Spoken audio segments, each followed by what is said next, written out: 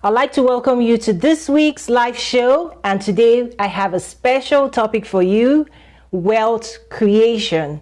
How to create value, the secrets of creating value in the marketplace.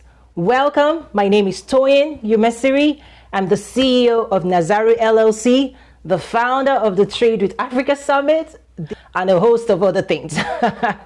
It's incredible the work I've been doing. I've been staying quite busy, but one of the things that COVID-19 has done is really made us all take a moment, evaluate what we're doing, what we could be doing for other people. And I know that this is the third episode of this live show, and it's been incredible. The feedback from all of you has been massive.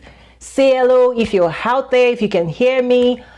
Today's topic is quite interesting. You do not want to miss it. I also want to encourage you to please share with your friends. Today's topic is around wealth creation. Everybody says they want to create wealth, right? Or not.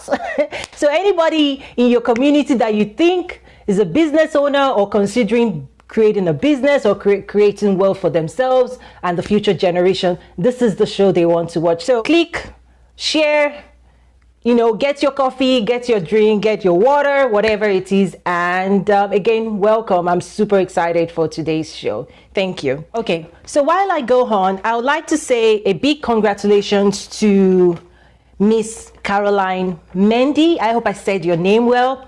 She won last week's giveaway, which is one of our products. The product we just launched, lipstick. Very gorgeous one. I'm wearing one of it. So basically, what I would want you to do, I know we started a conversation offline, but I want you to go to almobabeauty.com, make a selection, and then just tell us where you want us to send it to your friend, to someone else, to yourself. Just DM us, send a private message and tell us who you want it to go to. So this week, we're also going to have a giveaway. But the giveaway is going to be free access to my business development workshop coming on this week. So stay tuned, and I'm going to announce what the activity is, what you have to do to be eligible to win the giveaway. So let's get right to it.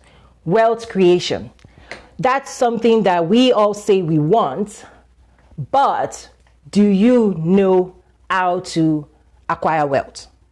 So what is wealth? Wealth could be an asset that helps you generate money, or a bunch of cash, so sitting somewhere, so it's either whatever you have, your portfolio or your assets that maybe your real estate investments or things like that, that then over time helps you generate recurring money, right? So that's what I'll just keep the definition very simple. You could get very scientific and quite complex with the definition, but I'll keep it simple. So let's just say cash. How do you get cash? Boatloads of it.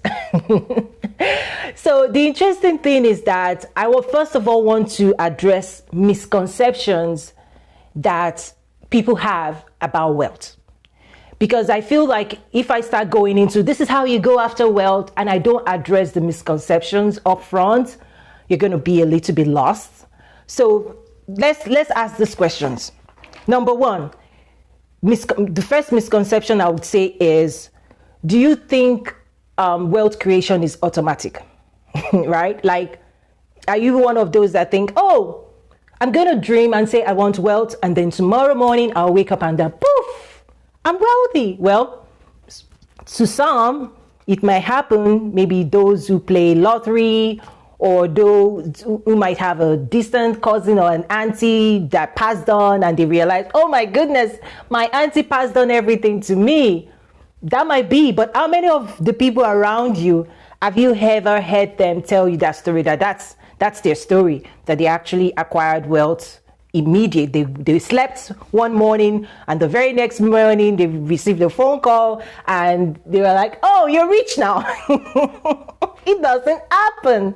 At least maybe one in a bit. I don't know what the statistics is, but we know that's not the way wealth is. So that's the first thing.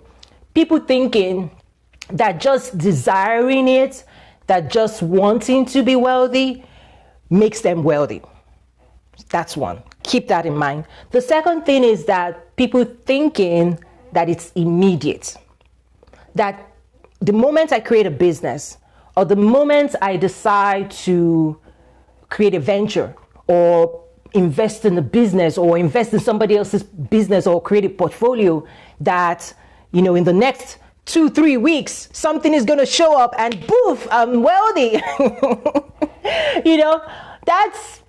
Have you ever heard that before? If you've really spoken to or sat down with people that are extremely wealthy, that have acquired wealth, they've done it, 10, 20, 30, 40, 50 years of consistently doing the real work, right? The real wealthy people, again, the exception would be generational wealth that is passed down, right? That person that did the work, that acquired the wealth, figured out how to manage it successfully enough that the next generation could benefit from it.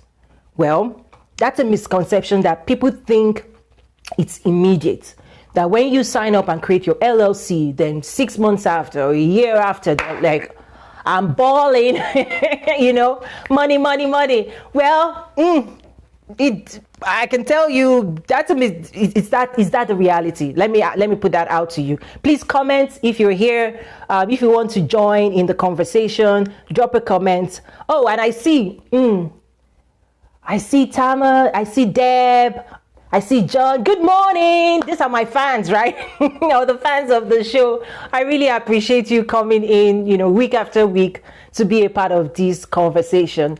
So I look forward to your comments, and as I go on, please, I do want to hear what you're thinking as well. So number one, again, people think it's automatic. Number two, people think it's immediate. Number three, do you think it's easy? Let's take a pause. No, I think that from everybody that I've spoken to that are busy creating wealth, they're grinding. they're so busy that you don't see them on social media most of the time. They're not checking into their Twitter account. You don't see them online like you and I. Yeah, I'm joking. But honestly, the real top 1% that I've had the privilege to sit down with, to have coffee with, to talk to speak with, they're just too busy. They're just too busy figuring out how to build their business, how to grow revenue, how to add value in the marketplace. So that's a misconception. I want people to realize that when we say build your business, when I'm not saying it's easy, it's not. Anybody that tells you it's easy, well, ask them to show you what they've done. So, and, the final one that I'll just talk about, I know there's a lot of misconceptions out there. The final one that I will talk about is that you know how to do it, right? People say, I want to create a business and I know how to create wealth and I know how to, create value in the marketplace and I'm going to do it. And then year 1, year 2, year 3, year 4, and you're like, oh my God, I've not figured out the formula. How do you do this? And that's why the statistics out there in terms of how many businesses get created and how many businesses go out of business. The statistics are, they're massive. So for you to increase your chance of not being that negative statistics, of being the business that wins, you've got to go into this knowing that you may not know what you do not know. You have to go into it with a mindset that allows you to learn, a mindset that allows you to grow, a mindset that allows you to pursue knowledge and wisdom. That's key. Because many people say, I want to build a business, and they do build a business, but you find out that the business goes, it's just like from out, you know that story. I don't even have to tell you the story of businesses that we see in our communities that, yes, it's there, but is it successful? Is it going to last? Is it going to be passed down to the next generation? Is it really going to even add value to as many people as possible? Right? We know those businesses. So right out of the gate, I'm trying to say, don't assume that you know how to do it, because if you do, then whatever results you're getting right now, it's because you're using the information and the knowledge you think you have or you do have, and the results show, right? The results show. So those are the things I really just want to address up front before I go into how wealth is created. So let me take a moment right there. Do you have anything to say about what I see you guys are having a nice time saying hello. You know, this is good. So basically, how do you create wealth? Okay, I think I also want to pause here and talk about my giveaway and what it is for. So my giveaway, like I said earlier, is going to be access to my first business development workshop that I'm hosting, that I'm teaching people how to grow their business or shift during this COVID-19, right? Using business development techniques to be able to evaluate value, to be able to assess your skills, and to be able to see how you can create value and, you know, like a value exchange, and make sure you can get a revenue from the value you're creating and serving people with. So I'm going to be having that workshop this coming Wednesday, 10 a.m. Central Time, 11 a.m. Eastern Standard Time. That's the win. Now, what do you need to do to be eligible to win that? For those who have been following my work and the work that we do at Nazaru for a long time, I want you to be able to share how you have used the information, the knowledge that we've shared. How has it impacted you? You know, what have you done with the information? Maybe you've attended any of our trade summits, or you've been a part of our community, or you've consumed some of the content we've put out there. So I want to know, right, what has it done for you and how have you used that information? Because it's also going to really help me to make sure that the work that we're doing to bring information to everyone, that it's meaningful and it's adding value as well. So that's how, so I'm going to read what's out there. I'm going to leave this video out. We're going to read what's out there, and based on the best, you know, it's going to be a subjective assessment, you know, in terms of how well defined the person or has used the content and the information they've received from us. So back to how do you create wealth? So wealth creation is about serving people and meeting the needs of people, adding value, enough value that people are willing to pay you for that value. Boom. That's it. You know, one thing I try to do is I break it down in simple terms. There's no need for dictionary or anything. It's just, what value can you bring to me? And that value as you know, a perception, the perception of that value is enough for me to dip my hands in my pocket and pay you what you're asking for that value. So that's step one, creating value enough for people to pay you. That's the foundation. In order for that to become a, you know, acquiring wealth.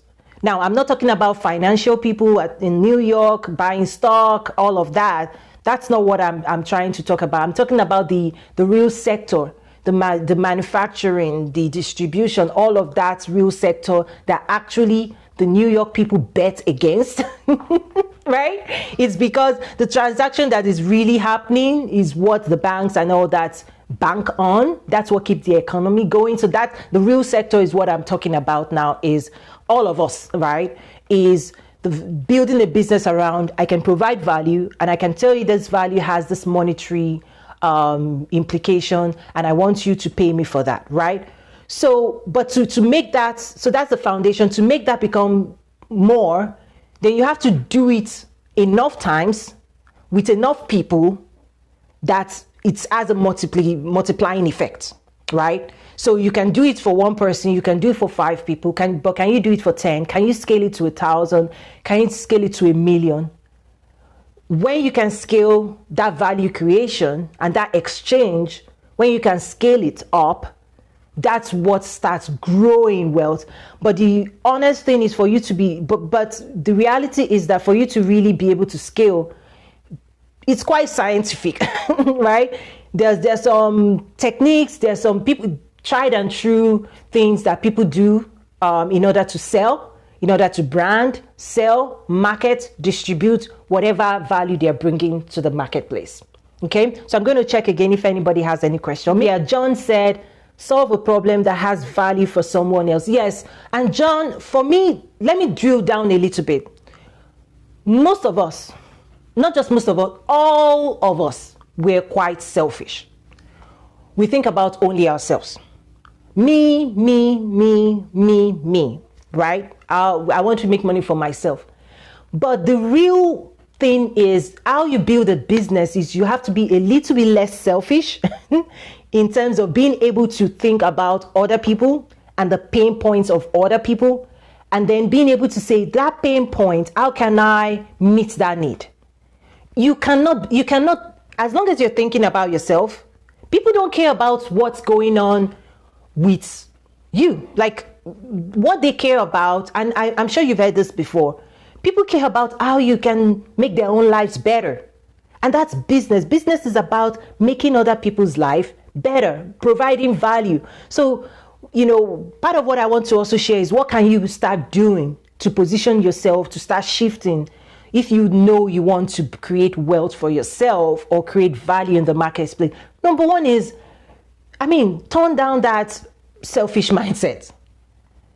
One thing we used to say, and I'll tell a little bit story about my past and the work I used to do. So I worked for Walmart, Fortune 1, at the headquarters in Bentonville, Arkansas.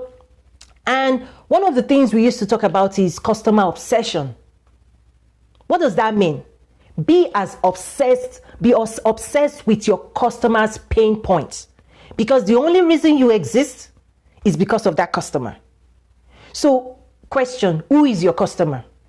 And what do you know about your customer? If you have a business right now, how obsessed, how caring, how empathetic are you to the customer's pain point? Because guess what? The more you understand your customers, the more you understand their pain point, then you can quickly say, hey, I can serve you.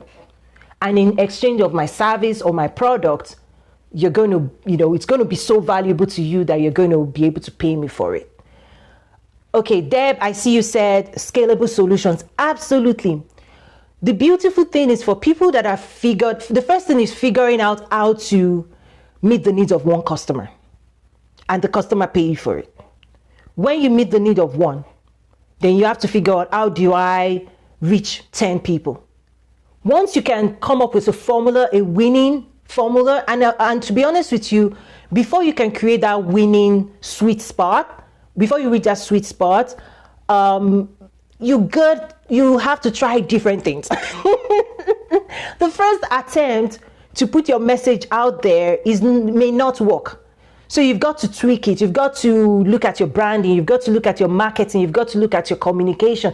And you've got to look at your customer service or the story you're telling, right? You've got to look at it from different angles. And that's the science of it, right? In the retail world, for example, you have scientists and lots of PhD people looking at human behavior, looking at patterns, looking at how you think. So, for example, if you're walking into a store, you don't know the sound you're hearing or the color or things that the experience you're having physically is stimulating you to be hungry and to buy more.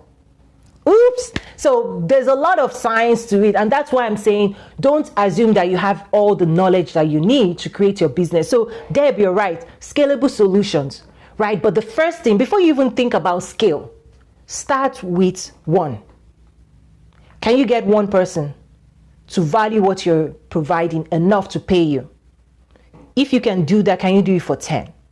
If you're successful for 10, the next thing is applying science, techniques, business development techniques to be able to reach more people